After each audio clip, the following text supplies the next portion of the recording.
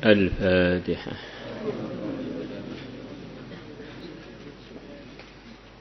Bismillahirrahmanirrahim. Wa an Muhammadin ibn Khalid an abihi an jaddihi. Wa kanat, dan adanya jad lahu baginya suhbatun, pernah bersuhbah dengan Rasulullah sallallahu alaihi wasallam. Qal, beliau mengatakan, sami'tu, aku telah mendengar Rasulullah sallallahu alaihi wasallam yaqulu, beliau bersabda, innal abda, sesungguhnya seorang hamba, idza sabaqat lahu minallahi manzilatun, kalau telah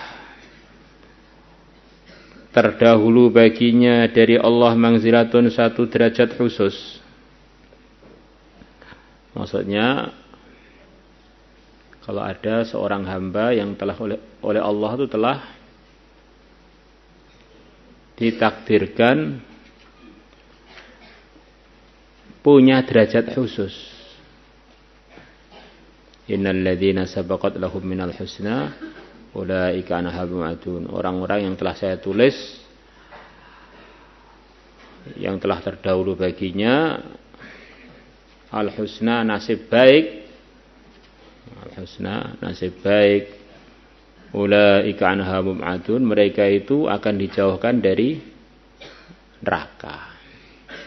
Ini orang-orang yang nasibnya baik itu mesti akan dijauhkan dari neraka. Kalau orang dekat-dekat dengan neraka itu memang nasibnya enggak baik.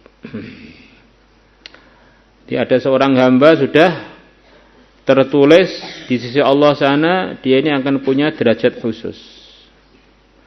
Falam yabrugha bi'amalin, sedangkan dia tidak bisa sampai ke derajat tersebut bi'amalin, dengan sebab amalan.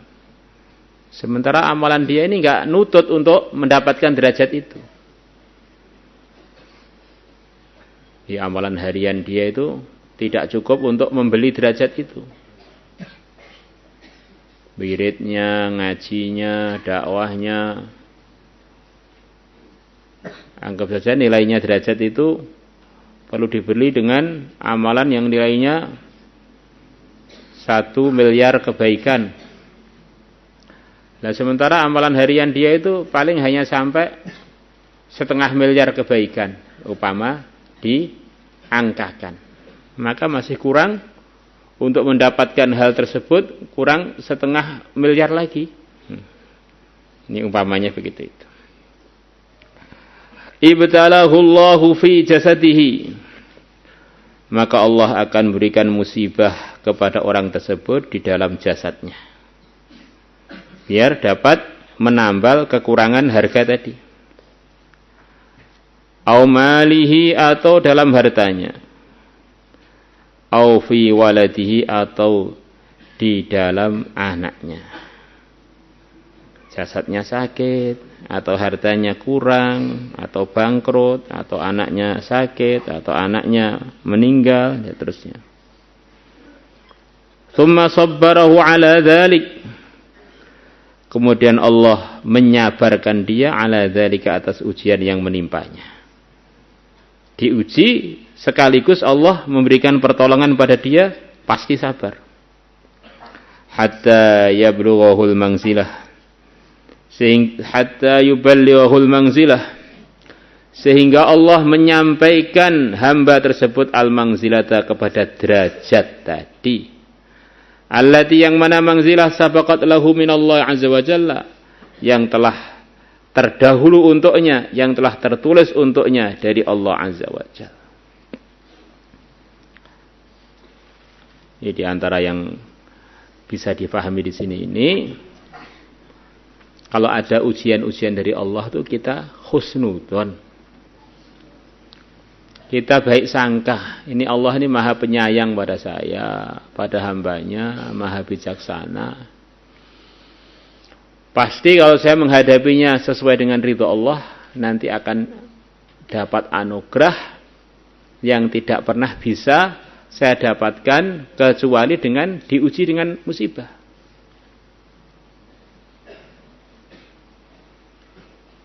Jangan sampai ujian juga datang, nyikapinya keliru, derajatnya nggak dapat, murkanya Allah malah kita peroleh.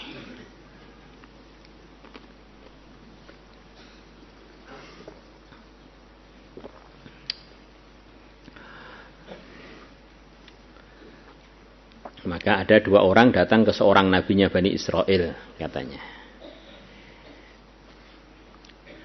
Ada 2 orang datang ke salah satu nabi zaman Nabi Bani Israel. Cerita Israeliat. Satunya ini selalu husnudzon kepada Allah. Sikapnya selalu merasa diuntungkan terus dengan macam-macam kejadian pada kehidupannya. Sampai perasaan dia saking baiknya akhlaknya dengan Allah. Kok dia ini mulus terus hidupnya, sampai khawatir kalau ini termasuk bagian dari ketidakbaikan.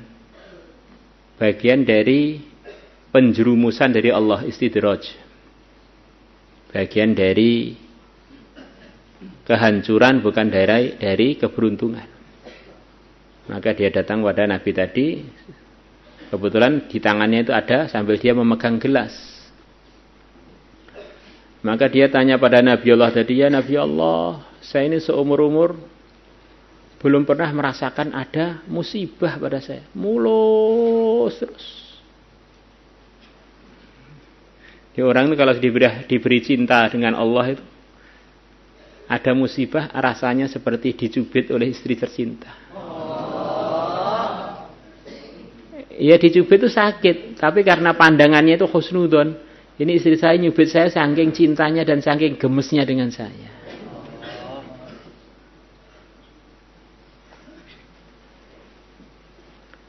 Berikanlah arahan pada saya biar saya ini pernahlah ngerasakan musibah. Maka Nabi tidak jadi bilang, kalau kamu pengen ada musibah, nggak usah bersyukur. Katanya nggak usah bersyukur. Jadi orang tadi punya sikap yang luar biasa, bersyukur terus, terima kasih terus kepada Allah, merasa dari Allah itu semuanya yang paling baik. Itulah yang terbaik. Maka orang tadi bilang, ya Nabi Allah, bagaimana saya nggak bersyukur? Allah telah berikan saya iman, berikan saya Islam, berikan saya macam-macam anugerah. Tengah-tengah dia menyatakan isi hatinya bahwa nggak mungkin saya ini nggak bersyukur, tuh nggak mungkin. Tengah-tengah dia mengungkapkan mutiara-mutiara yang ada di hatinya tadi, yang diungkapkan dengan kata-kata.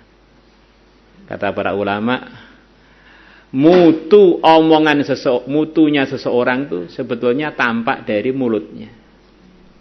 Kalau yang mutu comberan, maka mulutnya ya yang keluar ya comberan lah. Nah. Kalau isi hatinya ini mutiara, yang keluar ya kata-kata mutiara. Maka tengah-tengah dia mengungkapkan rasa syukurnya kepada Allah. Dia tidak bisa membayangkan untuk tidak bersyukur. Maka gelas yang di tangannya itu berubah menjadi emas. Nah. Satunya lagi, selepas itu ada orang datang pada Nabi tadi. Orangnya tinggal pakai sarung aja, baju bagian atas pun tidak punya. Saking banyaknya musibah yang mendatangi dia. Ya Nabi Allah, saya ini hidup saya kok penuh dengan musibah. Rumah nggak punya,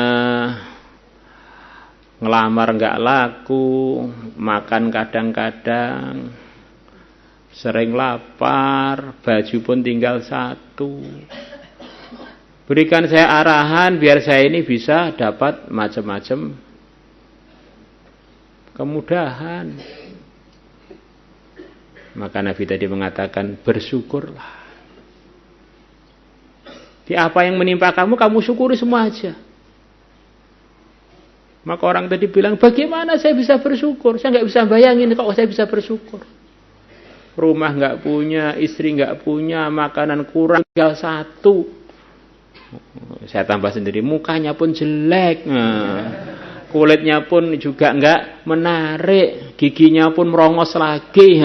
Apanya yang perlu disyukuri itu apanya? Jadi mandang takdir itu dia ini dengan pandangan nggak husnudzon. Takdir tetap berjalan, tetapi yang dia dapatkan ya hanya murkanya Allah itu akhirnya. Tengah dia ngomel, tiba-tiba datang angin. Sarung yang tinggal satu itu diterbangkan angin. Akhirnya hidup tanpa sarung. Ini satu gambaran ini bahwa takdir itu terus berjalan. Tetapi kalau kita nyikapinya benar, kita untung terus. Kalau enggak tetap berjalan, sumpek, merana, gundah gulana, gak entuk ganjaran, entukin rokok. Hati-hati. Maka kita ngaji ini biar selalu dapat pahala dalam suka dan duka.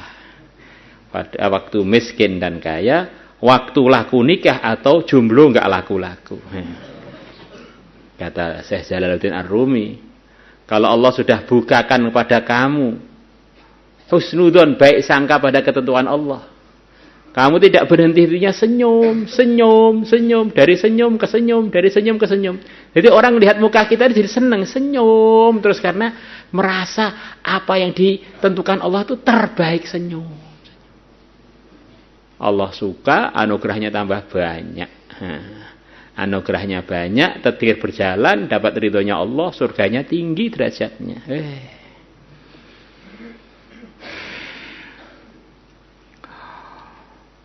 Wa an Abi Hurairah radhiyallahu anhu qala Rasulullah sallallahu alaihi wasallam, ma yazalul bala'u bil mu'mini wal mu'minati fi nafsihi wa waladihi wa malihi hatta yalqa Allah ta'ala. Tidak henti-hentinya musibah terjadi pada orang iman laki dan orang iman yang perempuan dalam urusan dirinya dan anaknya dan hartanya sehingga dia ketemu Allah Ta'ala. Wa ma'ali khati'atun, dan dia tidak punya kesalahan lagi. Bersih menghadap kepada Allah, sudah bersih, nggak punya dosa.